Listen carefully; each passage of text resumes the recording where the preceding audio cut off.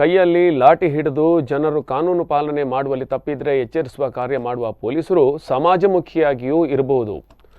ರಸ್ತೆ ದುರಸ್ತಿ ಮಾಡುವಂತಹ ಕಾರ್ಯ ಇರಬಹುದು. ಇದಕ್ಕೆ ನೇತೃತ್ವ ವಹಿಸಿ ಜನಸ್ನೇಹಿಯಾಗಿಯೂ ಕೆಲಸ ಮಾಡಬಹುದು ಅನ್ನೋದನ್ನು ತೋರಿಸಿಕೊಟ್ಟಿದ್ದಾರೆ ಕಡಬ ಠಾಣೆ ಹೆಡ್ ಕಾನ್ಸ್ಟೇಬಲ್ ಕೊಯ್ಲಾ ಗ್ರಾಮದ ಪೊಲೀಸ್ ಹರೀಶ್.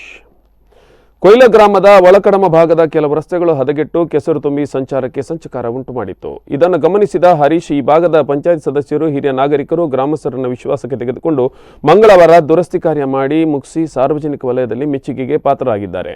ಗ್ರಾಮದ ಬರಮೇಲು, ಒಳಕಡಮ ಸರ್ಕಾರಿ ಹಿರಿಯ ಪ್ರಾಥಮಿಕ ಶಾಲೆ, ಹಾಲಿನ ಸೊಸೈಟಿ ರಸ್ತೆಯ ಬೀಜತ್ತಳಿಕೆ ಹಾಗೂ ಕೆರೆಕೋಡಿ ಮುಂತಾದ ಸ್ಥಳಗಳಲ್ಲಿ ತೀರಾ ಹದಗೆಟ್ಟ ರಸ್ತೆಗೆ ಗ್ರಾಮಸ್ಥರ ನೆರವಿನೊಂದಿಗೆ ಬೆಳಗ್ಗೆಯಿಂದ ಮಧ್ಯಾಹ್ನದ ತನಕ ಕೆಸರು ತೆರವು ಮಾಡಿ ಚರಳು ಮಿಶ್ರಿತ ಮರಳು ಹಾಕಿ ದುರಸ್ತಿ ಮಾಡಲಾಯಿತು.